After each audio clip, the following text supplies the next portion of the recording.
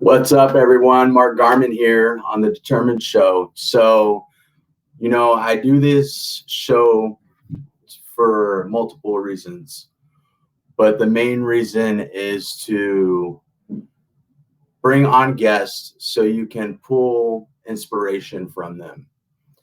And tonight's very special because all the guests that I've brought on so far, they have been people that have had strokes or are in the realm of the stroke community.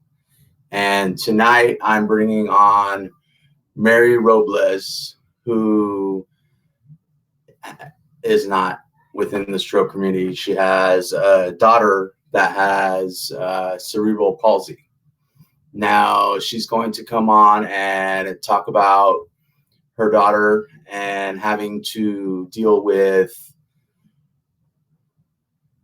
thinking, reading all the parenting books on, how to bring up a child and whatnot. And then all of a sudden, those parenting books are null and void because you all of a sudden have to figure out parenting all over again, going back to parenting 101. Without further ado, here is Mary Robles.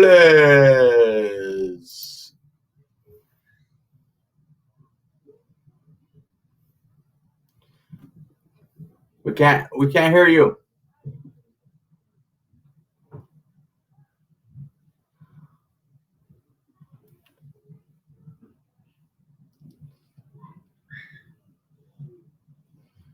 So while she's getting that figured out, we will go ahead and, like I said, it's comparing apples to oranges as far as someone who has had a stroke or someone, as in Mary's case,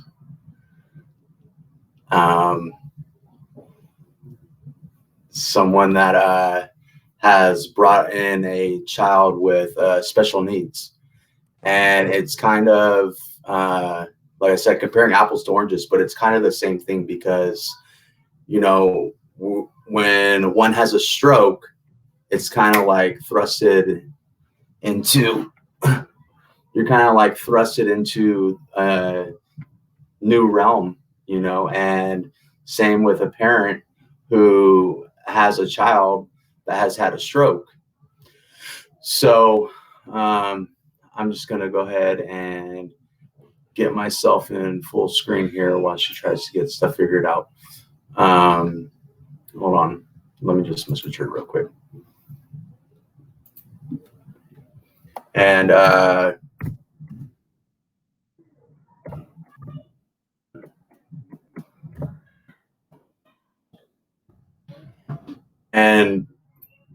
so it's kind of like full circle. You plan on one thing, you plan on your life being one way, and things just come out of the blue. And, it's either you grab the bull by the horns and, you wrestle it down and you figure it out and you decide, all right, this is what I'm going to do. I'm going to, hi, Naomi. I'm going to figure this out. It's my life.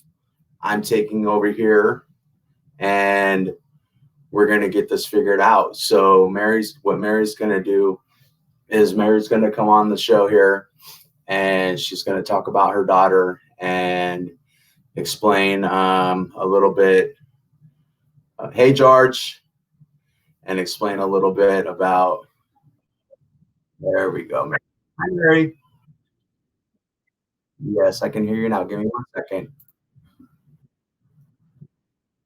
All right. All right. We got it now, though, right? Yes, I think we're good. Okay, everyone, here's Mary. Hey. All right, Mary. That's all right. I was just trying to fill in a little bit of a gap there. So why don't you go ahead and introduce yourself to the community? I tried a little bit, but you go ahead and introduce yourself to the community. Well, like my name's Mary, and I have my daughter Rachel is actually 18, a month away from being 19. I can't believe that. And she has So, cerebral yeah, palsy. a young lady now. Yes, yes, a young lady. She's my oversized baby. Um, Yeah. but she is. It's just been amazing to be her mom, and it's been a journey.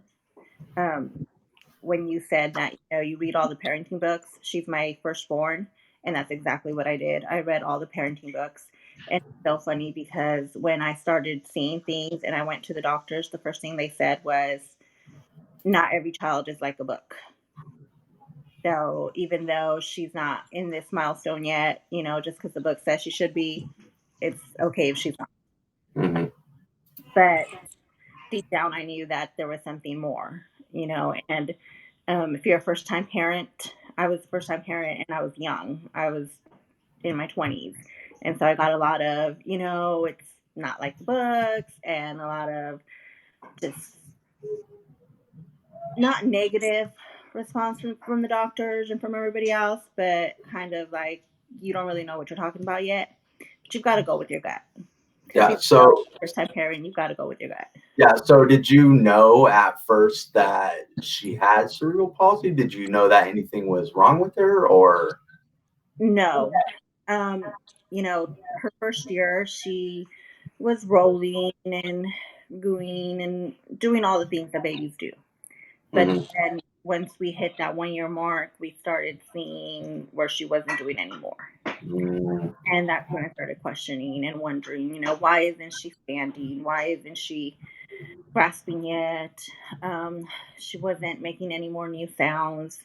And that's when I started questioning it. So we didn't actually get a diagnosis until she was 18 months. Oh, wow. Yeah. So, um, but one of the things that I will say is that early intervention is the way to go. Yeah. Um, I I feel really blessed because you think cerebral palsy, and I don't know how much Yeah. people know cerebral What? palsy. Yeah. Probably not a lot. So, if you could do your best to go ahead and give like a snapshot, maybe for those that are watching, of what cerebral palsy is. So most people, when they do think of or hear cerebral palsy, they think of somebody who's wheelchair bound. Yeah. It's usually what happens. It's a problem with coordination, with the muscle tone. Some people are wheelchair bound, can't walk. They actually told us that Rachel would be able to walk, but she would always have to have some type of assistance, something, whether it be a cane or a walker. We just didn't know. Mhm. Um, I'm lucky. We're lucky in the sense that Rachel falls under more of the developmental umbrella part of it. And although she's got some issues with balance and poor coordination, her muscle tone and fine motor skills, she's very high functional. I mean, Awesome. look at her. She walks, runs, jumps, dances, cheers. Um, Yeah. I don't. You see her. She doesn't look like somebody who would have cerebral palsy. Right. Honestly, she doesn't look like she would be special needs at all until you start talking to her and pay attention to those fine motor skills, or the way she holds her fork, or, the fact she can't tie her shoes. So little things like that. Yeah. But Rachel falls under the more of the developmental umbrella. So in some areas, she's like a first grader. Um, and then in other areas, we're like maybe third, fourth grade level. Um, it just depends on what it is that we're hitting. But I really believe that she's where she is because of that early intervention. Yeah. So the early intervention is something that you did say in the beginning. Now, like I said already before, when you fell off, it's kind of like comparing apples to oranges, as far as, because you're the first person that I've had on the show that is not stroke related. So when I do reference, the stroke community to the what you're going through here, it is comparing apples to oranges, but in the same realm, as far as getting the help and the therapy right away is, you know, catastrophic to one's recovery. So now, what therapy did you jump in and get right away? Was it, yeah, what type of therapy was it? So she was taking PT and OT and speech. We practically lived there. Yeah. We were there 4 times a week, um, twice. One for speech, one for PT, one for OT, one for PT. So, I mean, when I said we lived there, we really did. Yeah. So she had a morning session and then an afternoon session. Hmm. And I filled the days with anything in between. There are so many resources out there. It's just a matter of first getting a diagnosis, because that's what's going to open doors for parents. Once you have a diagnosis, then you run with it and you research what there is out there in your area. But Rachel was in PT, speech, and OT for about the first 6 years of her life Oh, until she wow. did. Into school. And she continued with all of that, but it was at school. So in school, they actually have the resources in school to what, do the therapy like during school hours, after school Right. hours? What? hmm Yeah, so she saw a PT specialist, a speech specialist, and OT during school hours. And then we were lucky that we had the insurance that covered extra, so I took her after also. Yeah, But it's a commitment, but it's all for them. And exactly. I see her running, and I see her hearing. It's like, wow, Yeah, I could contact those very first group of therapists so that they could see what their work did. yeah, yeah. I feel the same way when I was in the hospital, and the people that first helped me get to where I'm at now. I always wish that I could go back and talk to them, but it was like 20 years ago. All those people are all retired. But so now, when you did, so all through school, you did all that, the therapy, and then you said that um, you had the insurance to do the therapy for them. Now, a lot of people don't have insurance, so let's hypothetically speak here, and let's say that you didn't have the insurance. What would you do? And let's talk nowadays, because we're obviously talking to people now. What would you do now for Rachel? Well, there was a few programs that she did that were not covered by insurance. It was just we applied for them, and because of her disability, she qualified. We did programs through Regional Center, and every county. We were in California, so we were in San Bernardino. So San Bernardino County has regional areas, and they have therapists come to the house. So on top of taking her to therapy, I had somebody who came to our house. I had a social worker and a therapist, and they worked with me on how I was going to teach her, how, I was going to show her how to eat. They taught us how to do sign language, because that's how we communicated with her at the beginning. Um, and they worked with her, toys that were going to help her, different activities, how to be structured so that I could go out and have her with me, and she wouldn't have a meltdown. Because Yeah. when she was younger, some noises bothered her, texting. Mhm.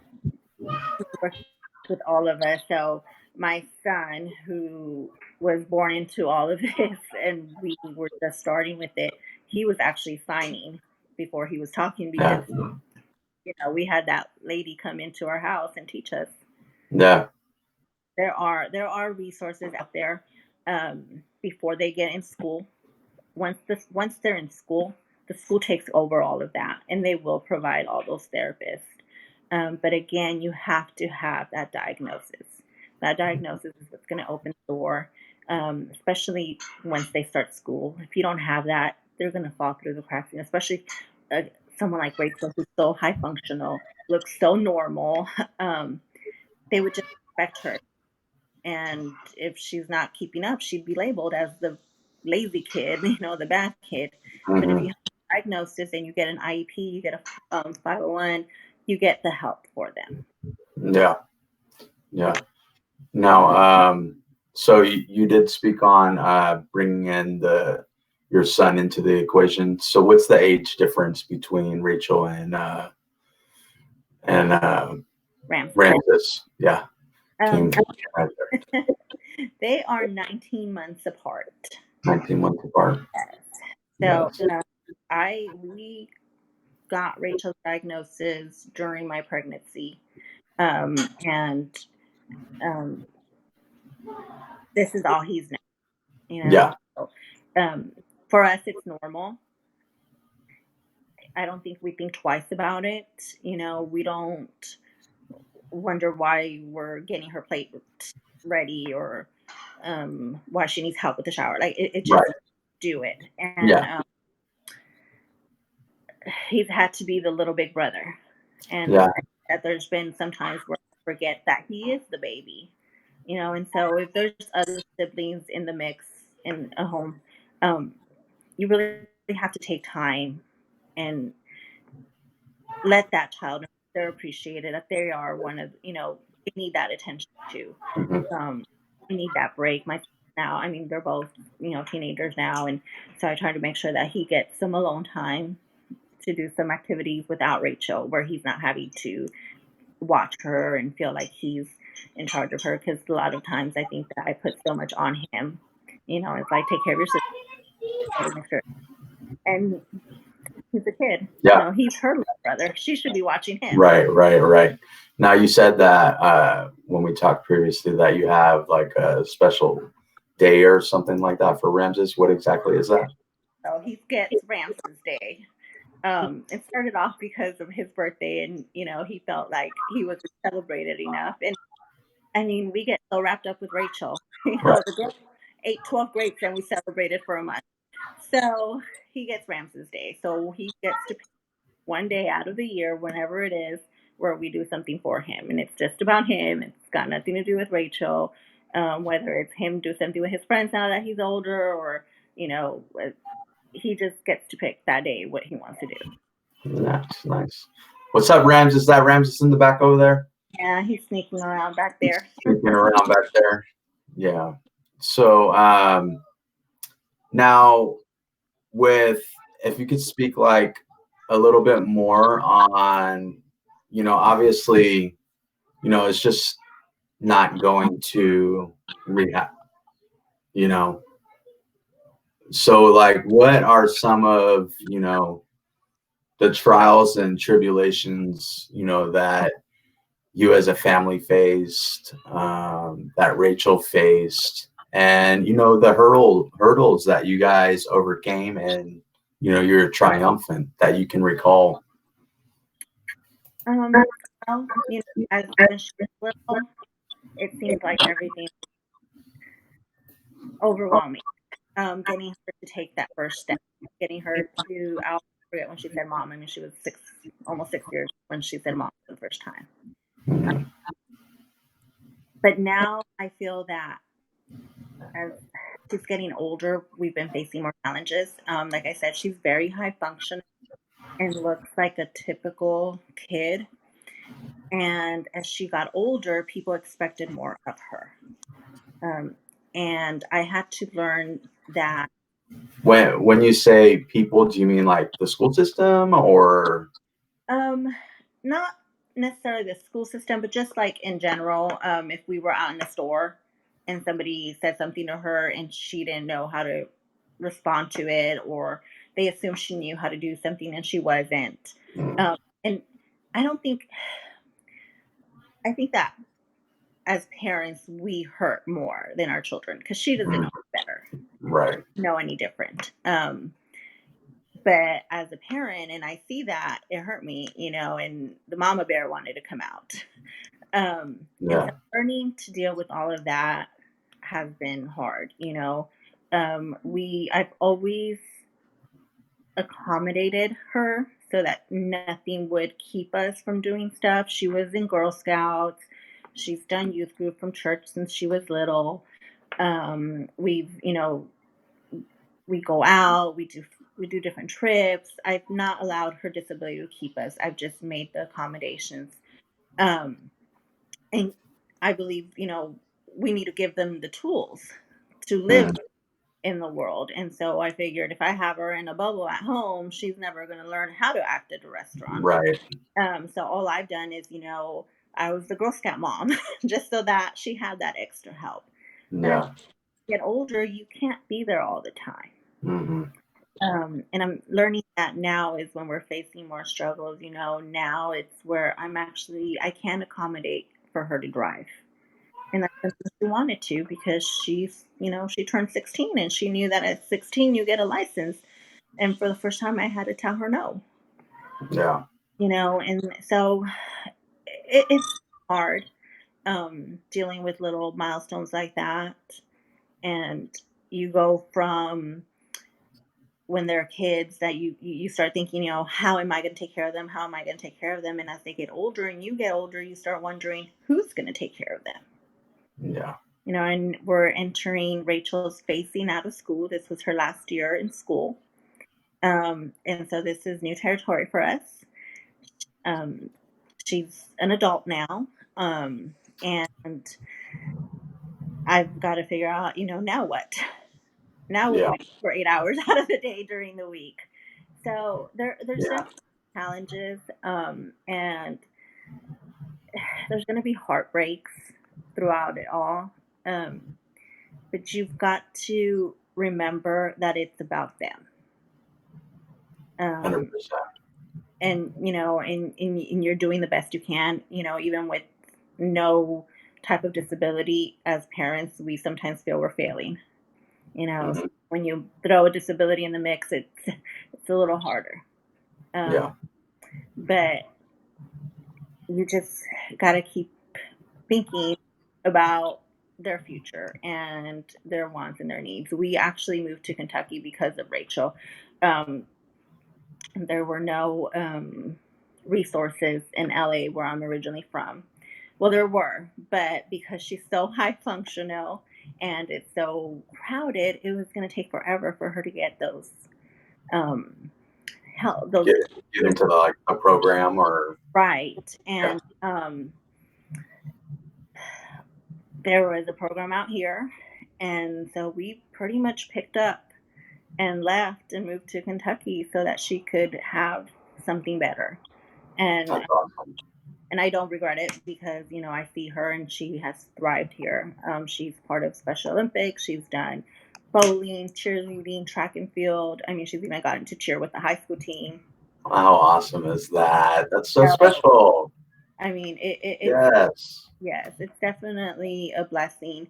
Um, and like I said, you can't allow their disability to keep them from reaching their goals because they have goals too. Oh yeah. You know? Yeah. And they're just sorry, I was reading the comment. As you said, they have goals too, and just because the outside appearance is one way, you know, the brain is still there, the heart is still there, you know. So, that's those are the two most important things for anybody, any person. So, you kind of hit the point right there. And getting help for her wasn't the only thing we had to do. I had to get help for myself. I had to get educated on what cerebral palsy was. I had to get educated on how I was going to teach her, on how she was going to learn versus how my son was going to learn. Um, and I also had to learn how to talk to people, and let them know. We lived in a community where our houses were really close together. And so as she got older, one of the things that I learned to do was I would introduce myself to everybody, introduce her, and let everybody know she's got a disability. If there's any issues, come to me. Because, like I said, Rachel's very high functional and looks like a typical kid. And so people don't know, and I can't be offended by what people don't know and their reaction. Hmm. So it's very important as a family to get help also, to get educated, first of all, and to get support. You've got to ask for help because it doesn't get easier. Every IEP meeting I had, oh, I dreaded those. Sitting down and listening to everything your child can't do, it's horrible. You're right. As a parent, I mean, I just like it sucks, you know. Yeah. Um, so you've got to make sure that you've got people to support you, people to cry with you, and to celebrate all the milestones that they accomplish. And Yeah. that's one of the biggest things. Get help, get support. You can't do it on your own. Especially if you have other kids, like I said, because you get so wrapped up in doing for this one child. When you can't forget the other ones. They Got, need you too. gotta have a Ramses day. Yes. Yes. So he gets a birthday and a Ramses day. Yes. He gets a birthday Nice. Ramses Day. Nice. Yeah. So does he have to give a warning, or can he be like, "Mom, I want my Ramses day tomorrow"? Oh no, he's got to give a warning. One of the things that I will say, and I don't know if it's because we have such a crazy schedule because of Rachel, is that structure is huge in our home. So we've got a board because it messes Rachel up if, say, she knows that today we're going to the library and then all of a sudden I switch it.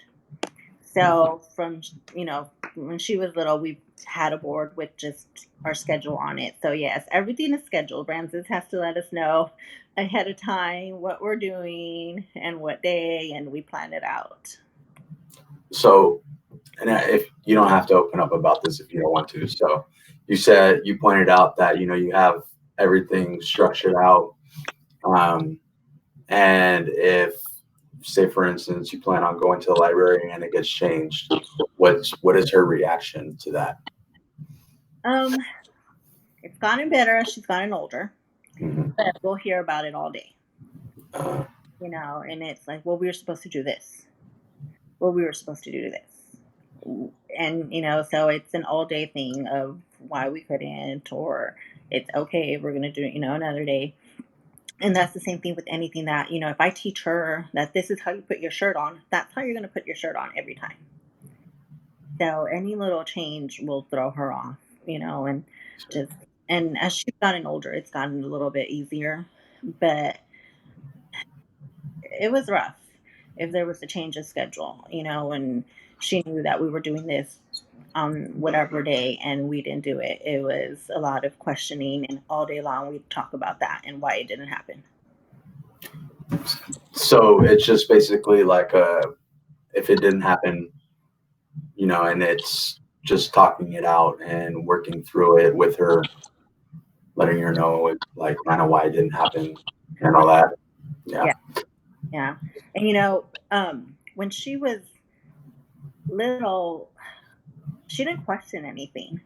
And like I said, now she'll question. She'll say, "Well, why aren't I driving?" And Ramses this.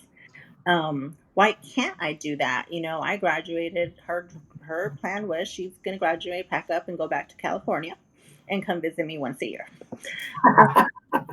I mean, and we're hitting the age where she is hitting those teenage years, Hmm. and so she's starting to want those things, and like boys, and that's one thing that I'm like, oh my goodness, I was not ready for this. All So right. it's a lot of talking, and one of her teachers finally told me when I think it was ninth grade when she was going into high school, does Rachel know she has a disability? Like, does she know that she's special needs? And she didn't. Hmm. Sat down and I talked to her. She looked at me and said, "I'm special needs." She's like, "I'm in special ed." She didn't know. Hmm. So that's another thing. That was a rough conversation to have with her, and explain to her, try to explain to her at her level what it was that she had and why it was that she had to have an aid in school.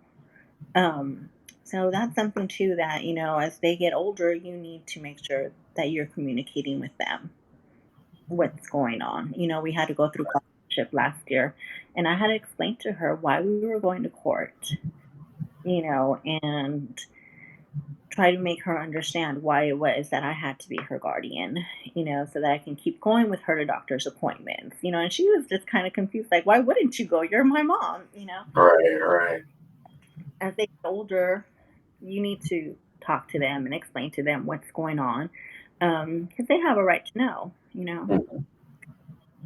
Yeah, because so Serena made a comment here, and I was kind of going to say something about that. She said a teacher said that, OMG. So I was going to kind of say ask something along those lines, but I was going to say that.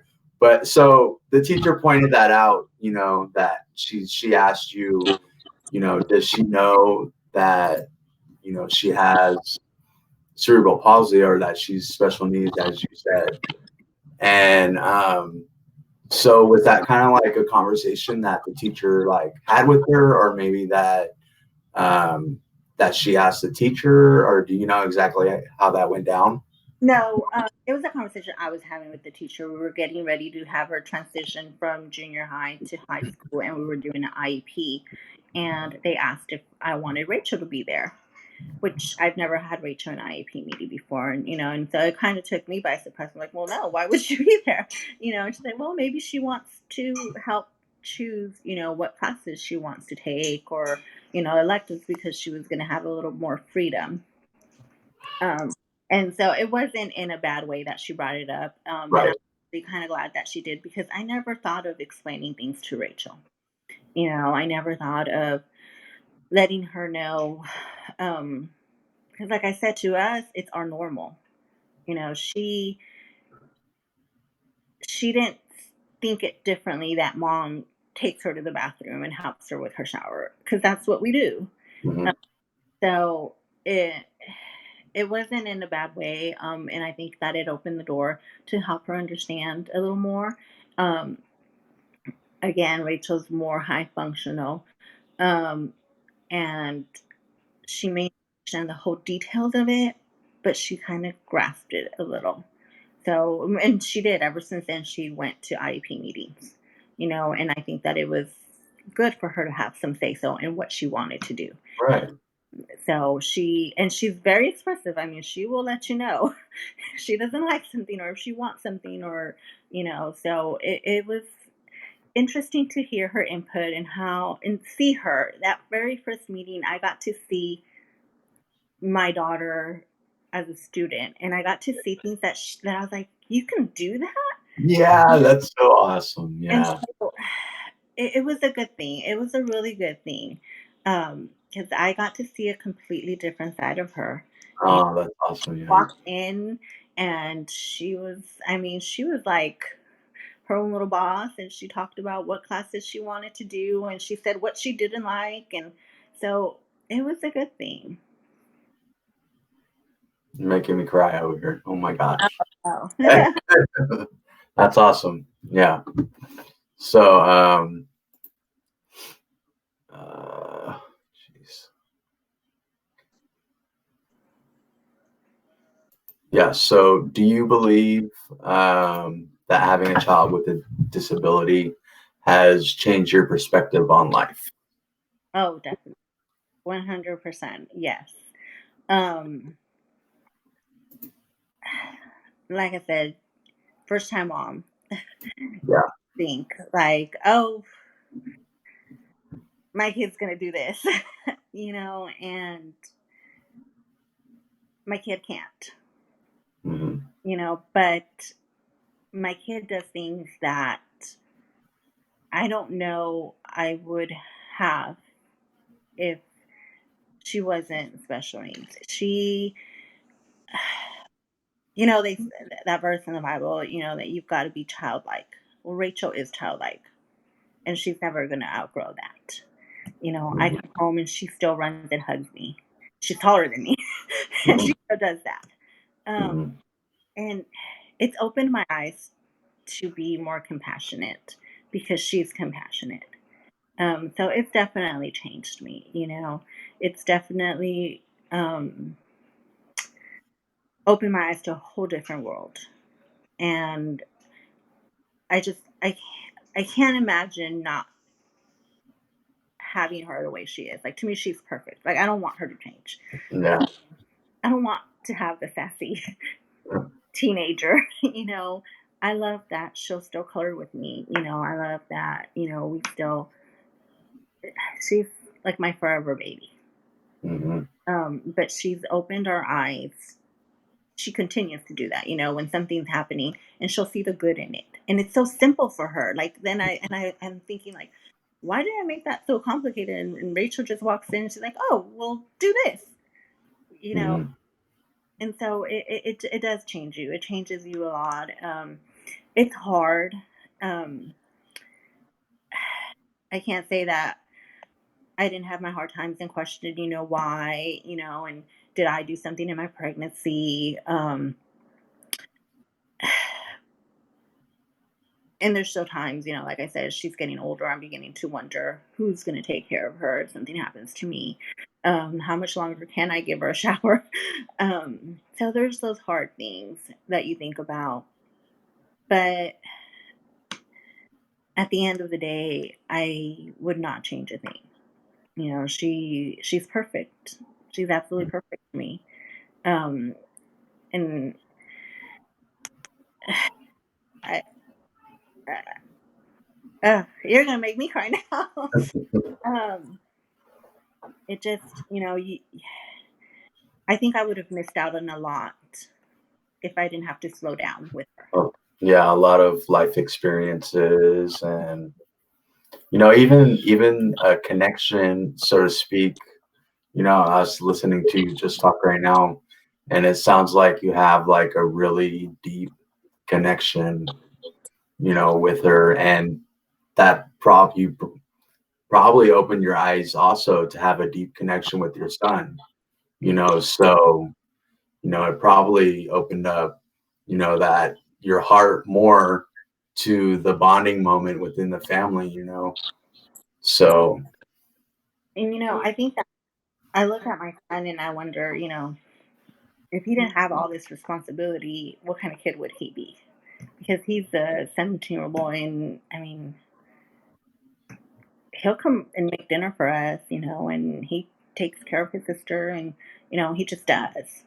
And the bond that they have, you know, because of her disability and because we were in therapy all the time, and he just had to be there too because, you know, he was there. yeah, Have a very neat bond. I love to see how close they are. You yeah, know, she goes to him, and when she was younger and you know, she was just learning to talk, it was really hard to understand her, and Ramses and I were the only ones that could understand her. yeah. He knew exactly what she was saying. So that's something too that I don't know that they would have that relationship that they have, or that he'd be the young man that he is. You know, he's my right hand. He is my right hand, and he has been since he was little. Um, you know, and I always tell him that you're gonna make somebody very, very, very lucky because I was just thinking the same thing. He's gonna make some young lady very, very happy. Yeah, you know, it definitely makes you step up a little more. yeah, You know, and not just us too, because like, you know, our extended family, like I see her cousins, and they're always like, oh, Rachie, you know, like trying to take care of her. You know, so um it definitely affects the whole family, you know, obviously in the household, but then you go and, you know, you branch out a little more, and again, education is number one because you have to explain to everybody, you know, what's going on. I come from a very traditional Latino family, and disabilities was just something not in our culture. I mean, not that it's not in our culture, but not, you know, it it's was kind of like push to the side type thing, right? right. Yeah, Yeah. And, you know, and then all of a sudden it's like, oh no, you know, this is what's going on. And um, it was hard for them at the beginning, you know. to understand it and to respect it and to kind of follow whatever structure we were trying to set for her. Um, but the more we talked about it, the more, they got on board. Um, and it's been interesting to watch them too, grow with her, and not just baby her and make excuses. It's like, no, Rachel has responsibilities too. We accommodate them for her, but she has to put the dishes away, and she helps with certain things, and she gets in trouble too. She Yeah. also pass. Yeah. Um, so it's been interesting to see everybody grow in that aspect. It's awesome. I love it. I love, close families.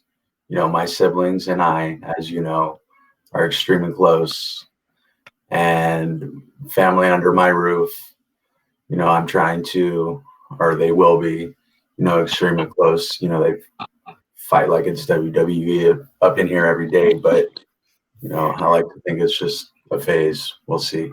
So Serena here says, you're raising awesome humans.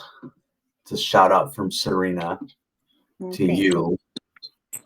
you. And then I'm going to post here what Andrea LaRock said, who is a relative of mine. Go ahead and read what she said to our viewers. Can you read that? She will always be perfect no matter what happens. But yes, thank you. I think so. Yeah. Now, do you have any concluding thoughts for our community? You know, I the number one thing is that early intervention. The excuse me. Again, it's hard as parents to admit that there's a problem. It really is. Um, but the sooner we know, we admit it, and we find out what it is, the quicker we can get help for our kids. I I think that by the time I finally got a diagnosis, I was just so happy to have something in my hand, that I didn't even really process it. And yes, it was really hard to hear um, her official diagnosis, cerebral palsy with developmental delays. But in school, the label is mild mental retardation. And the first time I heard that, it knocked me down. 'Cause I Yeah. said, how could that be? My baby's perfect. But once you get past that, and and you start thinking, how do I help them? That's when it starts. You know, Getting her the therapy, um, learning how to help her, learning how to work with her. Um, that's what's gotten Rachel to where she is. I see her now, and she graduated last year from school, and watching her walk. I mean, she got to walk and get her diploma. Go, Rachel. And ah, it was like, yes, she's walking on her own, and it was all worth it, all those days. And it's a lot of work. The early intervention, that would be the thing that I preach the most is get your kids the help, get yourself the help, learn what it is. I had no idea. I had never heard of cerebral palsy before. I didn't know what it was. So just get educated and get them the help. You are your child's advocate. You're their voice. Yeah. Um, they they're not going to know what they need. So it's up to us. It's up to us. When they say no, and that that's not right, then you keep fighting. I had to go to several doctors before I got somebody to listen and to help. And even with therapists in schools, just because they say this is what we think your child should be doing. If that's not what you think, then you need to speak up. You need to be their voice. You need to be their advocate. So definitely early intervention. That would be my number one advice. Awesome. So I want to add on top of that. So when we spoke during our interview, I said, or I asked, what if you didn't have insurance in this day and age? What would you, recommend? So I want to throw on top of there, there's plenty of resources outside of, what you stated, like statewide and stuff. We have YouTube, which is phenomenal. You can go on there and put in cerebral palsy therapy and it'll pull up all sorts of stuff. Go on YouTube, put it in there. If you want to do something with your child to work with their development or, whatever, grabbing with their functionality of their fine motor skills or their speech or whatever, you just put that in YouTube, go on there, pull it up. So I just wanted to add that on there as well. And, and like I said, I'm bringing in, it's comparing apples to oranges as far as the stroke community is and the cerebral palsy. But in essence, I do this show for people to come on here and share their life journeys, their triumphs and tribulations, so that we can pull inspiration from them. And you can pull inspiration from anything and apply the little bits of it to your life to say, hey, you know what? Mary went through this, and in this aspect of her story, I can pull that inspiration and I can apply it to my life. So I want to thank you, Mary, for coming onto my show, opening up and sharing your testimony, and most of all, sharing Rachel with us. I loved hearing more about Rachel. It was a blessing. Thank you so much. So I conclude my show with a prayer. If we can go ahead and do that now. Let's do it. Dear Heavenly Father, thank you so much for giving Mary the courage to come on the Determined Show and share her testimony with the community and bringing awareness and inspiration and motivation to those who have cerebral palsy and not only those who have cerebral palsy, but others who may be suffering in a time of need to pull inspiration and motivation from her testimony and apply it to their own life. In Jesus' name we pray. Amen. Amen. Thank you, Mark. Yep. Hey, have a good night. You too. Say hi to everyone over there for me. I will. Thank you so much for watching, everybody. Good night, George, Serena, Andrea, Jessica, Naomi, Farron, Chris. Who else we got? I think that's it. I think that's it. There's more people watching, but those are all the people that commented on us. All right. Thank you so much again. Thanks. Have a good night. You too. Bye.